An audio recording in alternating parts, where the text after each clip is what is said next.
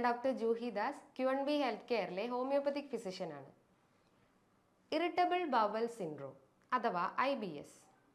ഇന്ന് പേഷ്യൻസ് വന്നിട്ട് പറയുന്ന ഒരു ബുദ്ധിമുട്ടാണ് വയറിന് വേദന വരിക, അടിവയറ്റിൽ നിന്നൊക്കെ വേദന വരിക, വയറ് വീർക്കുക, അല്ലെങ്കിൽ ടോയ്ലറ്റ് ഫുഡ് കഴിച്ചാൽ ഉടനെ തന്നെ ടോയ്ലറ്റിൽ പോകാൻ തോന്നുക, അല്ലെങ്കിൽ ടോയ്ലറ്റിൽ പോകാൻ പറ്റാത്തൊരവസ്ഥ വരിക. ഇത്തരം ലക്ഷണങ്ങൾ ഉണ്ടെങ്കിൽ അത് IBSൻ്റെ ലക്ഷണങ്ങളാണ്. അപ്പോൾ എല്ലാവരും ഇത് നിസ്സാരമായിട്ടാണ് കാണുന്നത്. അതായത് തുടക്കത്തിൽ ഇങ്ങനത്തെ ഒരു സിംറ്റംസ് കണ്ടു കഴിഞ്ഞാൽ എല്ലാവരും നിസ്സാരമായിട്ടാണ് കാണുന്നത്. അതായത് ഒരു നോർമൽ പ്രോസസ്സ് എന്നാണ് ഉദ്ദേശിക്കുന്നത്. പക്ഷേ ഇതൊരു നിസ്സാരമായി കാണരുത്. ഈ ഒരു ബുദ്ധിമുട്ട് വന്നു കഴിഞ്ഞാൽ പല അസുഖങ്ങളിലേക്കും അത് ലീഡ് ചെയ്യാം. അതായത് Crohn's disease, ulcerative colitis, coeliac disease, ഇങ്ങനെ പല ഗട്ട് റിലേറ്റ് ചെയ്തിട്ടുള്ള അസുഖങ്ങൾ നമുക്ക് വരാം. എന്താണ് ഈ IBS അഥവാ ഇറിറ്റബിൾ ബവൽ സിൻഡ്രോം? ഇതൊരു ഫങ്ഷണൽ ഡിസോർഡറാണ്. അതായത് നമ്മളെ ഗട്ട് റിലേറ്റ് ചെയ്തിട്ടുള്ള ഒരു ഫങ്ഷണൽ ഡിസോർഡറാണ്. നമുക്കറിയാം, നമ്മൾ ഫുഡ് കഴിച്ചു കഴിഞ്ഞിട്ട് അത് അന്നനാളത്തിലെത്തുന്നു, അത് ഡൈജസ്റ്റ് ആവുന്നു, എക്സ്ക്രീറ്റ് ചെയ്യുന്നു, അബ്സോർപ്ഷൻ നടക്കുന്നു, അങ്ങനെ പല പ്രോസസ്സിൽ ഇൻവോൾവ് ആവുന്നു. അപ്പം ഈ ഒരു പ്രോസസ്സ് കൺട്രോൾ ചെയ്യുന്നത് നമ്മളെ ബ്രെയിനാണ്. ഈ ബ്രെയിനും സ്റ്റൊമക്ക്, ഇൻറ്റസ്റ്റൈൻ ഇത് തമ്മിലുള്ള ഒരു കണക്ഷൻ വരുമ്പോഴാണ് നമുക്ക് ഡൈജഷനും അബ്സോർപ്ഷനും എക്സ്ക്രീഷനും ഒക്കെ നടക്കുന്നത്. അപ്പോൾ ഈ ഒരു കണക്ഷൻ ഇംപ്രോപ്പർ ആകുമ്പോൾ, അതായത് അതിൽ എന്തെങ്കിലും തകരാറ് വരുമ്പോഴാണ് ഈ ഒരു ഇറിറ്റബിൾ ബവൽ സിൻഡ്രോം അഥവാ IBS ഉണ്ടാകുന്നത്. ആ ഒരു ന്യൂറൽ കോർഡിനേഷൻ അവിടെ നഷ്ടപ്പെടുന്നു, അല്ലെങ്കിൽ അവിടെ എന്തെങ്കിലും ഡാമേജ് വരുമ്പോഴാണ് ഈ ഒരു അസുഖം ഉണ്ടാകുന്നത്. അതായത് ആ ന്യൂറൽ കോർഡിനേഷൻ ആ ഒരു ഡൈജഷനെ ചിലപ്പം ദഹനത്തെ അധികമായേക്കാം.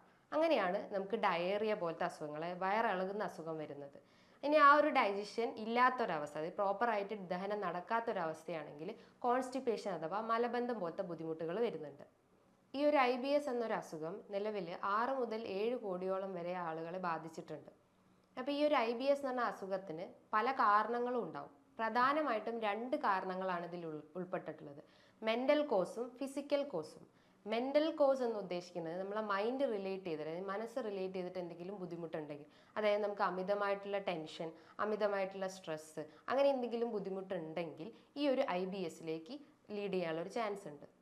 ഞാൻ പറഞ്ഞു മെൻ്റൽ കോസാണ് ഇതിൻ്റെ ഒരു പ്രധാന ഫാക്ടർ എന്ന് പറഞ്ഞു. അപ്പം നമ്മളെ ബ്രെയിൻ കഴിഞ്ഞു കഴിഞ്ഞാൽ കുറേ നെർവ് ഫൈബേഴ്സ് ഉള്ള ഒരു അവയവമാണ് നമ്മളെ സ്റ്റൊമക്ക് അല്ലെങ്കിൽ ഗട്ട്.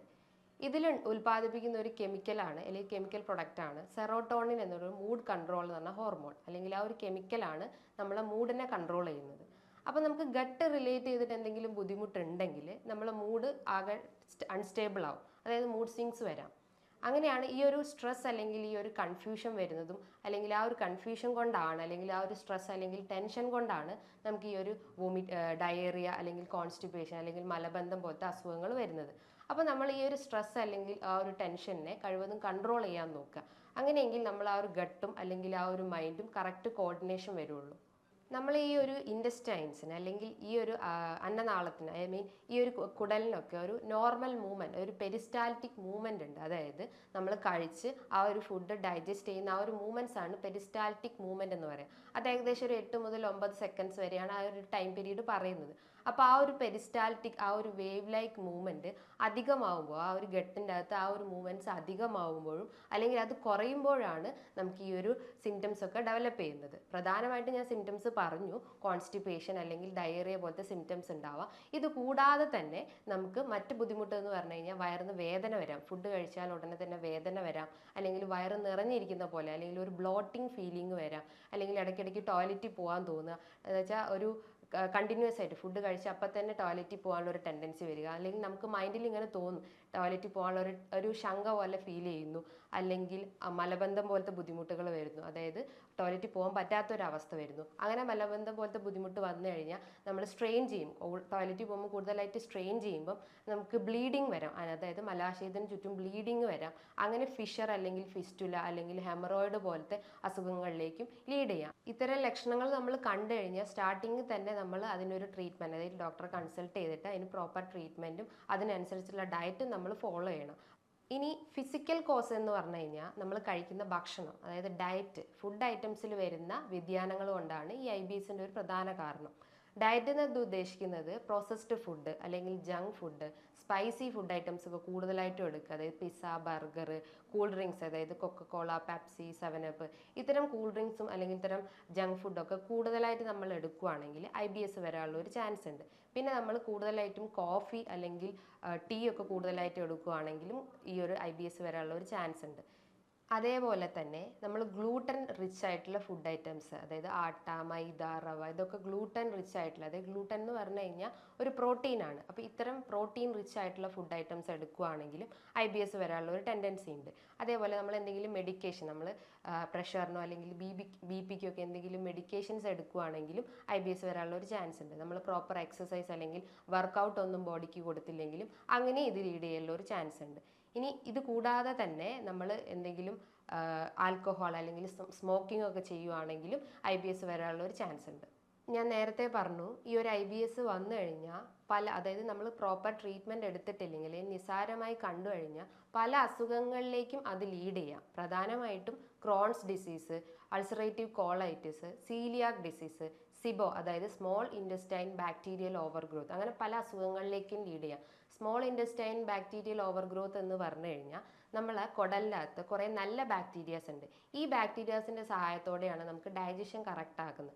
അപ്പോൾ ആ ബാക്ടീരിയാസിൻ്റെ ഗ്രോത്ത് കൂട്ടാൻ നമ്മൾ പ്രോബയോട്ടിക്സ് ഫുഡ് ഐറ്റംസ് ഒക്കെ എടുക്കുക. അതായത് തൈര്, മോര്, ഇത്തരം പ്രോബയോട്ടിക്സ് ഫുഡ് ഐറ്റംസ് എടുത്തു കഴിഞ്ഞാൽ അത്തരം നല്ല ബാക്ടീരിയാസ് കൂടും. അപ്പോൾ അതിന് പകരം നമ്മൾ പ്രോസസ്ഡ് ഫുഡ് അല്ലെങ്കിൽ ജങ്ക് ഫുഡൊക്കെ എടുത്തു കഴിഞ്ഞാൽ ചീത്ത ബാക്ടീരിയസ് ആണ് കൂടി വരുന്നത്. അങ്ങനെ ആ ഒരു ഘട്ടിൽ നല്ല ബാക്ടീരിയാസിന് പകരം ചീത്ത ബാക്ടീരിയാസ് ഓവർ ഗ്രോത്ത് ആയിട്ട് വരും. അങ്ങനെയാണ് ഇൻറ്റസ്റ്റൈനിൽ സ്മോൾ ഇൻറ്റസ്റ്റൈൻ ഓവർ ഗ്രോത്ത് എന്ന് പറഞ്ഞിട്ടുള്ള ആ ഒരു ബാക്ടീരിയൽ ഗ്രോത്ത് ഉണ്ടാവുന്നത്. അപ്പം ആ ഒരു IBS ഉണ്ടെങ്കിൽ ഈ ഒരു സിബോ എന്ന് പറഞ്ഞ കണ്ടീഷനിലേക്കും ലീഡ് ചെയ്യും. പിന്നെ മറ്റ് അസുഖങ്ങൾ ഞാൻ പറഞ്ഞു, അൾസറേറ്റീവ് കോളൈറ്റിസും ക്രോൺസ് ഡിസീസും. ഇതെന്ന് പറഞ്ഞു കഴിഞ്ഞാൽ കുടലിനുണ്ടാവുന്ന ഒരു നീർക്കെട്ടാണ് അല്ലെങ്കിൽ ഒരു ഇൻഫ്ലമേഷൻ ആണ്. അതുമൂലം നമുക്ക് നെഞ്ചരിച്ചിൽ അല്ലെങ്കിൽ വയറിൽ പുകച്ചിൽ പോലെ തോന്നുക, ഇടയ്ക്കിടയ്ക്ക് ടോയ്ലറ്റിൽ പോകാൻ തോന്നുക, വയറിന് വേദന വരിക, അല്ലെങ്കിൽ വയറ് വീർക്കുക, വെയിറ്റ് കുറയുക, അമിതമായിട്ടുള്ള ക്ഷീണം, ഇത്തരം ലക്ഷണങ്ങൾ ഉണ്ടെങ്കിൽ ഈ ഒരു ഇൻഫ്ലമേറ്ററി ഡിസീസ്, അതായത് സീലിയാക് ഡിസീസ്, ക്രോൺസ് ഡിസീസ് പോലത്തെ അസുഖങ്ങൾ ഉണ്ടെന്ന് മനസ്സിലാക്കാം. ഇതോടൊപ്പം തന്നെ വരുന്ന ഒരു അസുഖമാണ് സീലിയാക് ഡിസീസ്. സീലിയാക് ഡിസീസ് എന്ന് പറഞ്ഞാൽ ഗ്ലൂട്ടൻ അലർജിക് ആയിട്ടുള്ള ഒരു അസുഖമാണ് സീലിയാക്. അതായത് ആട്ട, മൈദ, റവ പോലത്തെ ഗ്ലൂട്ടൻ റിച്ച് ഫുഡ് ഐറ്റംസ് നമ്മൾ അധികമായിട്ട് എടുക്കുകയാണെങ്കിൽ ഈ പറഞ്ഞിട്ടുള്ള സിംറ്റംസ് ഒക്കെ കാണിക്കുന്നതാണ്. ഈ ഒരു IBSന്റെ പ്രധാന ലക്ഷണങ്ങൾ ഞാൻ നേരത്തെ പറഞ്ഞു, എന്നാൽ ഒന്നും കൂടി സൂചിപ്പിക്കുകയാണ്. പ്രധാനമായിട്ടുള്ള ലക്ഷണങ്ങളാണ് അമിതമായിട്ടുള്ള നമുക്ക് ക്ഷീണം വരിക, ഒരു ബലഹീനത, പിന്നെ വെയിറ്റ് കുറയുക. നമ്മൾ എത്ര ഫുഡ് കഴിച്ചു കഴിഞ്ഞാലും നമുക്ക് വെയിറ്റ് കുറയുന്ന ഒരവസ്ഥ വരുന്നു. അതേപോലെ തന്നെ കോൺസ്റ്റിപ്പേഷൻ, മലബന്ധം, വയറ്റിൽ നിന്ന് പോകാത്തൊരവസ്ഥ വരുന്നു. അതുമൂലം നമുക്ക് ഫിഷർ, അതായത് മലദ്വാരത്തിന് ചുറ്റും ഒരു മുറിവ് പോലെ വരുന്നു. അങ്ങനെ ബ്ലീഡിങ്ങിലേക്ക് അത് ലീഡ് ചെയ്യുന്നു. ഹെമറോയിഡ്സ്, ഫിസ്റ്റുല, അങ്ങനെ പല അസുഖങ്ങളും ഈ കോൺസ്റ്റിപ്പേഷൻ നിന്ന് തന്നെ വരുന്നു. അതേപോലെ നമുക്ക് വരുന്ന ഡയറിയ, അതായത് ഇടയ്ക്കിടയ്ക്ക് ടോയ്ലറ്റിൽ പോകാനുള്ള ഒരു ടെൻഡൻസി വരിക, അത് 20-30 വട്ടമൊക്കെ കുറേ വട്ടം പോകാനുള്ള ഒരു ടെൻഡൻസി വരുന്നു. വയറിൽ നിന്ന് വേദന വരുന്നു. അതേപോലെ തന്നെ നമുക്ക് വയറ് വീർക്കുന്ന പോലെ തോന്നുന്നു. ഒരു കുറച്ച് ഫുഡ് കഴിച്ചാൽ തന്നെ വയറ് വീർക്കുന്ന പോലെ തോന്നുന്നു.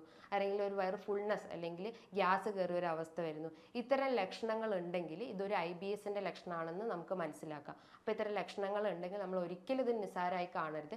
എത്രയും പെട്ടെന്ന് തന്നെ ഒരു ഡോക്ടറെ കാണിക്കണം. എന്നിട്ട് അതിനനുസരിച്ചുള്ള മെഡിസിൻസ് എടുക്കണം.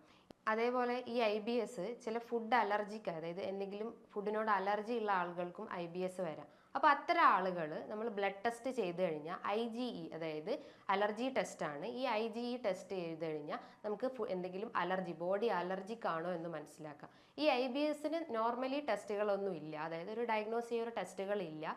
നമുക്ക് വേണമെങ്കിൽ ഒരു CT, MRI ഒക്കെ എടുത്തു കഴിഞ്ഞാൽ അല്ലെങ്കിൽ ഒരു USG എടുത്തു കഴിഞ്ഞാൽ മറ്റെന്തെങ്കിലും അൾസർ ഉണ്ടോ അല്ലെങ്കിൽ വേറെ എന്തെങ്കിലും ബുദ്ധിമുട്ടുണ്ടോ എന്ന് മനസ്സിലാക്കാം.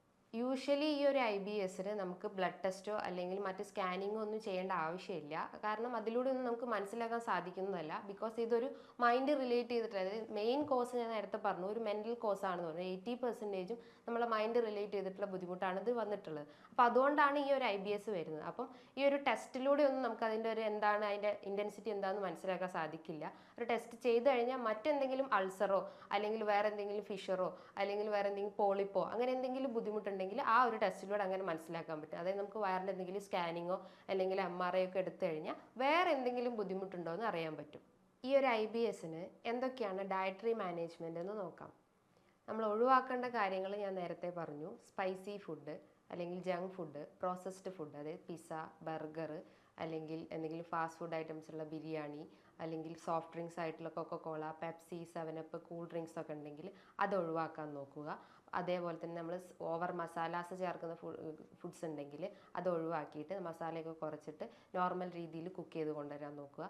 അതേപോലെ നമ്മൾ ഒഴിവാക്കേണ്ടതാണ് ഓട്സ് അല്ലെങ്കിൽ കാബേജ്, ബ്രോക്കോളി ഒക്കെ ഉണ്ടെങ്കിൽ അത് ഒഴിവാക്കിയിട്ട് പകരം വേറെ വെജിറ്റബിൾസ് ഇൻക്ലൂഡ് ചെയ്യാം. ക്യാരറ്റ്, ബീട്രൂട്ട് ഒക്കെ ഇൻക്ലൂഡ് ചെയ്യാൻ നോക്കുക. അതേപോലെ പ്രോബയോട്ടിക്സ് ഫുഡ് ഐറ്റംസ് ഉണ്ടെങ്കിൽ അത് കൂടുതലായിട്ട് ഉൾപ്പെടുത്താൻ നോക്കുക. അതായത് തൈര്, മോര്, യോഗേർട്ട് ഒക്കെ ഉണ്ടെങ്കിൽ അത് ഉൾപ്പെടുത്താൻ നോക്കുക.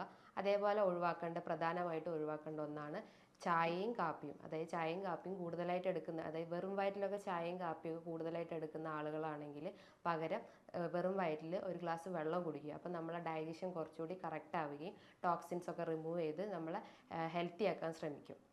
അതേപോലെ നമ്മൾ ഒഴിവാക്കേണ്ട ഒരു ഭക്ഷണമാണ് ക്രൂസിഫറസ് വെജിറ്റബിൾസ് ഉണ്ടെങ്കിൽ, ക്യാബേജ് ഐറ്റംസ് ഉണ്ടെങ്കിൽ അത് ഒഴിവാക്കാൻ നോക്കുക. അതേപോലെ ഗ്ലൂട്ടൻ റിച്ച് ആയിട്ടുള്ള ആട്ട, മൈദ, റവ അല്ലെങ്കിൽ മറ്റ് വീറ്റ് ഐറ്റംസ് ഒക്കെ ഉണ്ടെങ്കിൽ, ബ്രെഡ് അതൊക്കെ ഉണ്ടെങ്കിൽ ഒഴിവാക്കാൻ നോക്കുക. പകരം നമ്മൾ പ്രോട്ടീൻ റിച്ച് ആയിട്ടുള്ള ഫുഡ് ഐറ്റംസ് എടുക്കുക. നിങ്ങൾ ഫിഷ് നന്നായി കഴിക്കുക. ഫിഷിൻ്റെ അകത്ത് കൂടുതലായിട്ട് omega-3 ഫാറ്റി ആസിഡ്സ് ഉണ്ട്. അതേപോലെ ചിക്കൻ്റെ അകത്ത് ഒഴിവാക്കേണ്ടതാണ് red meat, pork, beef, mutton അതൊക്കെ ഉണ്ടെങ്കിൽ ഒഴിവാക്കാൻ നോക്കുക. അതേപോലെ തന്നെ 2-3 കോഴിമുട്ട കഴിക്കുന്നതുകൊണ്ടും കുഴപ്പമില്ല. അതൊരു പ്രോട്ടീൻ റിച്ച് ആയിട്ടുള്ള ഫുഡാണ്. അത് ഡെയിലി കഴിക്കുന്നതുകൊണ്ടും കുഴപ്പമൊന്നുമില്ല. ഇതൊക്കെയാണ് ഡയറ്ററി പാറ്റേൺസ്. ഇനി ഇതോടൊപ്പം തന്നെ നമ്മൾ ഒരു വർക്കൗട്ട് അല്ലെങ്കിൽ യോഗ, മെഡിറ്റേഷൻസ് ഒക്കെ മെയിൻറ്റെയിൻ ചെയ്യുക. യോഗ, മെഡിറ്റേഷൻ എന്ന് പറയുമ്പോൾ ബ്രീത്തിങ് എക്സസൈസ് ചെയ്യുക. അതൊരു 5 to 10 minutes ഒക്കെ ബ്രീത്തിങ് എക്സസൈസ് ഒക്കെ ചെയ്യുക. അപ്പോൾ നമ്മളെ ആ ഒരു മെൻ്റൽ ടെൻഷൻ അല്ലെങ്കിൽ സ്ട്രെസ്സ് കഴിവതും കുറയ്ക്കാൻ പറ്റുന്നതാണ്. ഇത്തരം ഡയറ്ററി പാറ്റേൺസും അല്ലെങ്കിൽ മെഡിറ്റേഷൻസ് അല്ലെങ്കിൽ എക്സസൈസ് ഒക്കെ പ്രോപ്പറായിട്ട് ഫോളോ ചെയ്യാൻ ശ്രമിക്കുക. ഇതൊക്കെ പ്രോപ്പറായിട്ട് ഫോളോ ചെയ്ത് കഴിഞ്ഞാൽ നമുക്ക് ഈ ഒരു IBSനെ തടഞ്ഞു നിർത്താവുന്നതാണ്. ബിക്കോസ് അതൊരു ഗട്ട് അല്ലെങ്കിൽ മൈൻഡ് റിലേറ്റ് ചെയ്തിട്ടുള്ള, പ്രധാനമായിട്ടും മൈൻഡ് റിലേറ്റ് ചെയ്തിട്ടുള്ള അസുഖമാണ് ഞാൻ നേരത്തെ പറഞ്ഞു. അപ്പോൾ ഈ ഒരു മെഡിറ്റേഷൻ അല്ലെങ്കിൽ ഡയറ്റൊക്കെ കൂടുതലായിട്ട് ഫോളോ ചെയ്ത് കഴിഞ്ഞാൽ ഈ ഒരു അസുഖത്തിനെ നമുക്ക് പൂർണ്ണമായിട്ടും മാറ്റിയെടുക്കാൻ പറ്റുന്നതാണ്.